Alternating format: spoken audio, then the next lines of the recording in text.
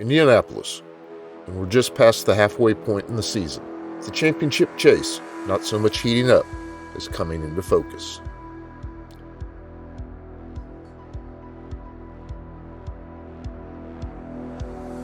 After crashing heavily in qualifying, something he rarely does,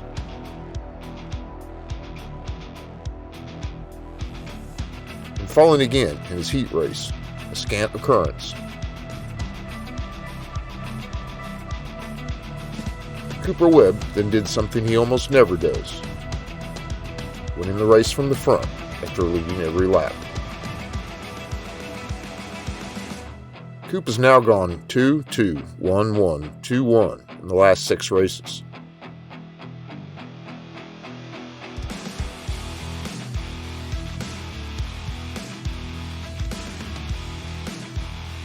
Chase was actually ahead of Webb in the first turn, but not by the second.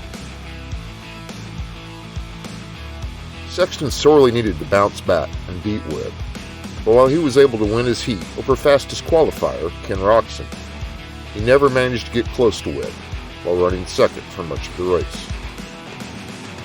And then, just so his outing wouldn't be entirely unlike previous weeks, he did a little light Sextoning late in the race, falling in the sand and handing second place over to Star Yamaha's Justin Cooper.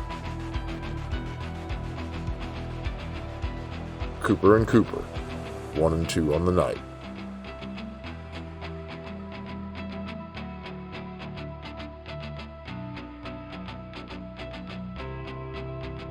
Roczen was sitting atop the board after qualifying, but he seemed to slow gradually throughout the night. Beaten in the heat by over 8 seconds by Sexton, his main was ruined when he tangled with Jason Anderson in the first turn, and the night, if not his much slimmer now chance at the title, was lost. Kenny worked his way through the back half of the field fairly rapidly, passing into 11th by the second lap, but then sort of just stalled out, taking the remaining 20 minutes or so to pick off just 4 more riders. Going into Indy, Roczen was 16 points back, but tied with Webb at 6 podiums each. Now Coop has 7, and Kenny is a full race adrift from the point standings.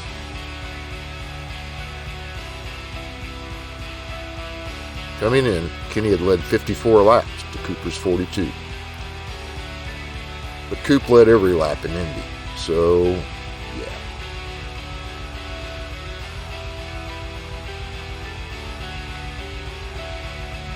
Others deserving at least a mention are Justin Barcia, who narrowly missed a podium finish and a much improved outing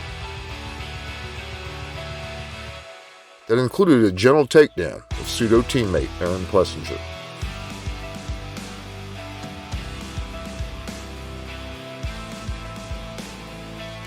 It wasn't really a take out, per se. And of course, Aaron was good with it.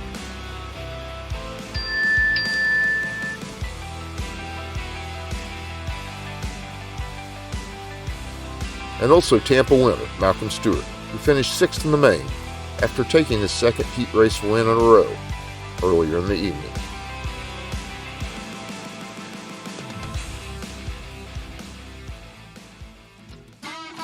And now it's back to Birmingham for only the second race in the stadium and the third in the history of the state. AMA 250 and 500 Nationals were held in Alabama in 1972 and 73 at Talladega's fabled International Speedway. The events took their cues from the success of the Daytona race, but wouldn't show it. Meager spectator turnouts meant the Alabama National would be short-lived. Some 10 years later, during a promoter dispute involving the AMA, Talladega was chosen for one half of the shortest AMA quote-unquote Supercross championships ever held, consisting of only Daytona and the Alabama stop on back-to-back weekends in March. Promoters had wrested control of its series from the AMA, and 2 competing Supercross series were run in the same year. It wasn't much of a competition, Two factory teams, Honda and Yamaha, chose to not even send a squad to Talladega. Honda's David Bailey would ride the race as a favor to his father Gary, who was the track builder. Bailey did have his work suspension, but rode a production motorcycle. This was the era of Honda's very advanced factory machinery, so it would have been a pretty big step down.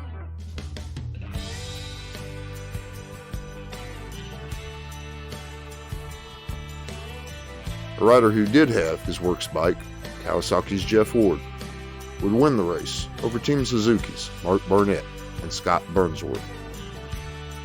Bailey followed in fourth. The champion, with an asterisk, of the two-race AMA Series would be Jeff Ward, Team Kawasaki, with 55 points after winning Talladega and adding in his points for heat race wins. Defending AMA Supercross number 1, Bailey, who had won at Daytona, finished second with 53 points. InSport, brought on by the promoters, would have a much more successful season, and sponsors on a level we'd love to have today.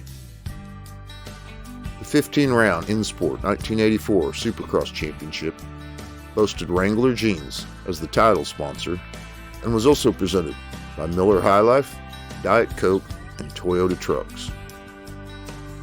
There would be Wrangler dashes, Diet Coke catapult jump bonuses, Miller High Life fast heat bonuses, and Wrangler Jeans was even running national advertisements.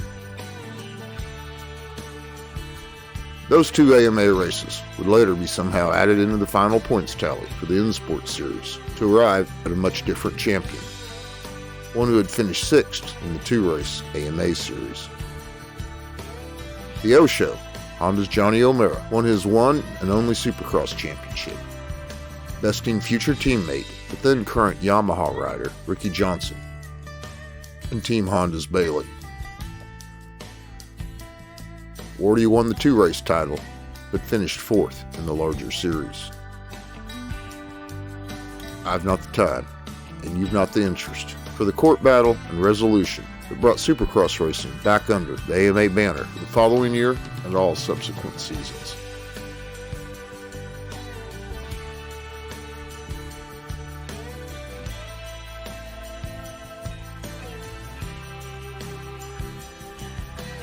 When Supercross returned to Alabama over 4 decades later, Jet Lawrence outshined the old guard for the second time in a row as his success continued to accelerate.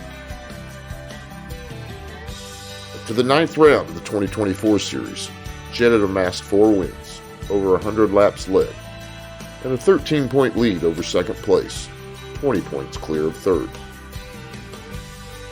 The defending champion, Chase Sexton, was showing only sporadic signs of his former speed, laced with the litany of mistakes that he continues to make in the current season. And Cooper Webb, of course, was still hanging tough in the fight.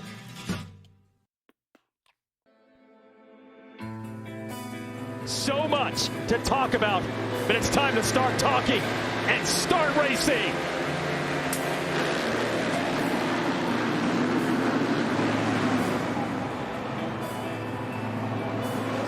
Looks like Cooper Webb, but no! Lawrence got to the inside. Cooper Webb and Justin Cooper second and third. Look. Cooper got into him in the heat race. Can he do it again here? Gonna be key for Cooper Webb to keep that intensity up right now. Oh no! Oh no! And our cart girl was there on the track. I think if you're Chase Sexton, man, you got to get by Justin Cooper immediately. If you don't, it's going to be hard to close that gap on Cooper Webb. And Roczen blew right by the Monster Energy Supercross champ, Chase Sexton. Yeah. And now he can't get by the 32 of Justin Cooper and push that limit, get a little out of control. Like that? Yes. Just inventing a new line outside to inside, and Roczen made it happen. 4 seconds he'll have to make up on him before he can get there. Oh! Cooper back! Justin Cooper, 3 passed, and Sexton almost goes down. I've watched Sexton almost lose his front end at least 3 times in the main event right there. Perfect season and a championship in motocross last year in his first shot on a 450. He wins the Super Motocross World Championship last year on a 450. The established champions have thrown everything they could at him through the first half of Monster Energy Supercross.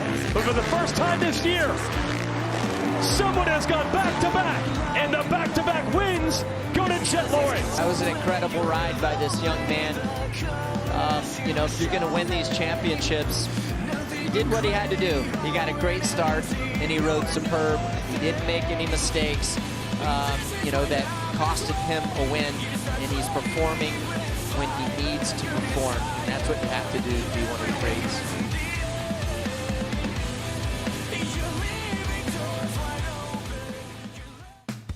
So Coop becomes the first rider to win 3 races this season, and his 28th career victory moves him out of a tie with Hurricane Bob Hanna and into one with the bad boy, Rick Johnson. That's pretty tall cotton. Despite the downs, the early departure of first Jet and then Eli, the ups have been plentiful. In their absence, a great season with an ever-changing horizon of what might come next. The series marks the first time in 4 decades we've had this many winners in the first half of the season. With Jet long since gone from the championship chase, Cooper Webb is assuredly in the driver's seat for the second half of the season. The win was also his 6th consecutive podium, and though we're only at the halfway point, his grasp on a 3rd title is tightening.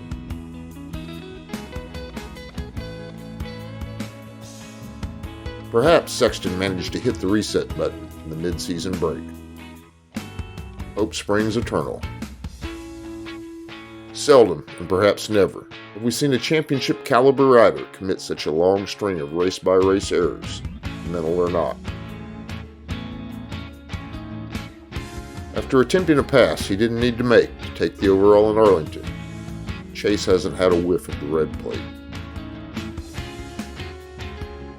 It had looked like Kenny might be closing in, but after Indy, he's a full race in arrears.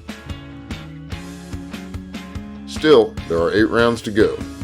The string of unanticipated events thus far should make any amateur pundit hesitant to hand Webb the title. All of the remaining rounds will be open-air stadiums, including the unprecedented 4-race swing through the Northeast, and also Seattle. Coop is among the best in wet and sticky conditions, should they occur, but mud is a cruel mistress. Still a lot could and will happen. One thing is for certain. Halfway through, Chase Sexton has a lot of pedaling to do to catch back up with Webb.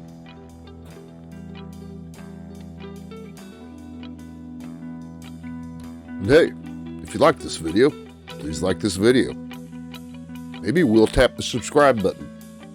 Leave a comment if you know how to type. Meanwhile, thanks for watching this. 15-point lead. After what had happened earlier on in the day, what was fueling you out there? What was the mentality heading into this main tonight to get it done the way you did? I was pissed off.